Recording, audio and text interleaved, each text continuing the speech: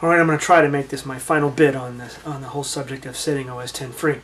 First off, eMeek, if you want to get financials out, I know all the financials. Please go for it. But don't forget to show all the profit losses of the early 90s when Apple began to really deteriorate and lose market share to Windows 2, Windows 3.0, so on and so forth. I can recollect there was a 39% drop in profit in the year 1990 in the fourth quarter. So it doesn't bother me one bit. Sure, you're going to see losses in 95 and 96 and going into 97. 15% of the Macs were pretty much accounted for, and there's no solid figure, but the best guesses are 15% for the clones, all right? The major problems with Apple that were compounding in the clone period. Let's talk about profit. Okay, Apple basically starts to lose market share. What do? They start to lay off people. Basically, this is helping the bottom line. They start consolidating, putting themselves in a smaller niche to sell to increase prices. That loses more market share. They do the same thing again, lay off more jobs, put themselves in even more of a niche, raise prices, so on and so forth. This just kept going to a funnel. Sure, you can have like a great bottom line, but you've completely deteriorated in any future incoming business. It's like a massive retreat, and that's when Spindler tried to do Mac clones to break that funneling down and reduction, and just to preserve the bottom line and take a gamble at trying to re-increase their user base, what Windows was doing, because the clone business, at least for the Windows side and the PC side, was extraordinarily profitable. And we can certainly argue that it was mismanaged. I think it was that Apple was receiving $50 per clone or something like that. And Power Computing was very aggressive and actually Apple acquired them, I think, for $100 million in the end. So this can go in circles over clones. Now here's the funny thing. Setting OS X free, I'm not talking about clones. I just wanted to bring up the clone story to set things straight. I don't like just spewing anything out. I try my best as a YouTuber to educate people, and I saw some facts that were incorrect. But my idea of setting OS X free has nothing to do with clones. And I'm going to tell you guys one massive difference between then and now. That massive difference is Intel. Back then, when Apple had to do clones, they actually had to give all the designs of their hardware and everything because it was PowerPC, and that was all mimicked onto other clones. Apple doesn't have to do that anymore. Do you actually literally think that this Mac Pro back here is going to be cloned? Hell no. Do you think the iMac is going to be cloned? No. None of them. The Mac Mini won't be cloned. None of them will be cloned. What will happen is hardware creators that produce hardware, just like that provide the hardware for Apple. Apple will have a certified program from these hardware vendors, suppliers that like I said, make the hardware, and they're going to say this is Apple approved, this is Apple approved, this is Apple approved, this is Apple approved. From these approved pools of various hardwares, other manufacturers other OEMs can buy those hardware. So basically, everything that you're going to put or buy in this PC that can run OS X will be certified by Apple, and it'll be something different. And that's what I mean. The Apple sales won't change because their line will stay the same, and no one will be able to duplicate that line. And as another thing that should be considered, the magic of the Apple experience also won't change, and that will also keep Apple very competitive against others that will build computers that will put OS X on it.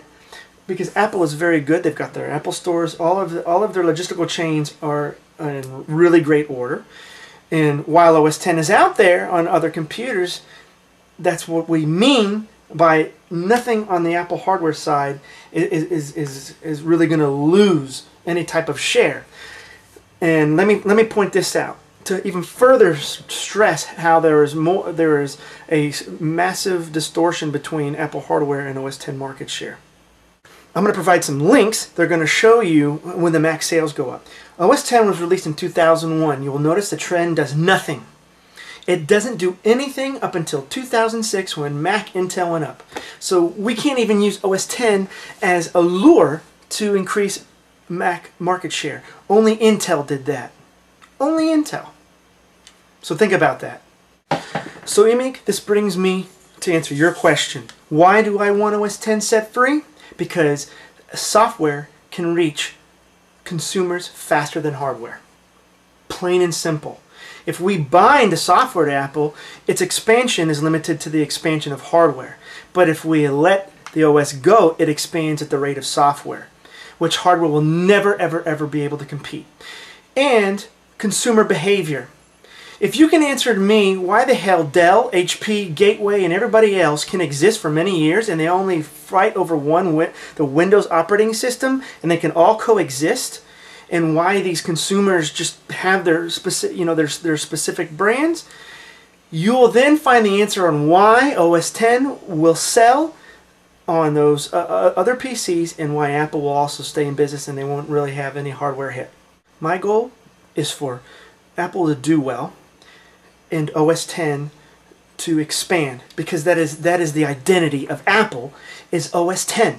That is its core identity. That is what defines it. Other than that, it's just a pretty box that can run other OSs. Okay? OS X will not have any instability issues, and I saw one of Emig's comments on Linux being unstable. Linux is a different animal, but it is stable when you use the correct hardware. But I will tell you, you've pretty much insulted Linux, and for all of you that say that OS X is going to be unstable on whatever your perceived Wintel, I find it insulting. I find that very insulting to OS X. It's insulting to Unix and it's insulting to Linux. I'm sick and tired of everybody having Windows on the brain and projecting Windows problems onto OS X, Unix, and Linux. They are completely different animals in the way they handle hardware and what they do. You are talking about OS X. It is a completely different breed. It will not inherit the same problems of Windows. It doesn't have the backwards compatibility issues. It doesn't have all the stupid layering. Nothing. It's insulting to say these things. So Emig, I'll leave the Linux community to basically educate you on Linux stability. Now, the other thing is, the other beef that I have is I'm sick and tired of people saying, oh, they're going to buy cheap PCs. You know, Cost myself and a lot of other Mac users spend a lot of time trying to prove how Macs are not really expensive and are really on par with the rest of the prices of the PC. But then we get other Mac users who are, well, Macs are more expensive and people are going to always buy cheaper. This is a complete and utter contradiction. So not only are we experiencing reversal and contradictions within the Mac community of whether a Mac is expensive or not, but we're getting Mac users insulting the integrity of OS X because they don't even trust it to be able to run on hardware that it was originally designed to do, because the damn thing is built on the Mach kernel on the NeXTSTEP system, and the damn Next system was already able to run on SPARC, Intel, and everything else. Alright? So this is ridiculous, utter crap that is coming from people. Alright? So I hope that this answers a lot of people's questions and that you are not going to see clones of the current Mac lineup. It's going to be a certified hardware program that is sourced out to all these other hardware vendors, and they can buy their own hardware and put OS X on it. Because nothing beats the speed of software. This has been proven. This is why Apple had the funneling down and lost market share. It's already done. The debate is over. Software moves faster. Thanks for watching.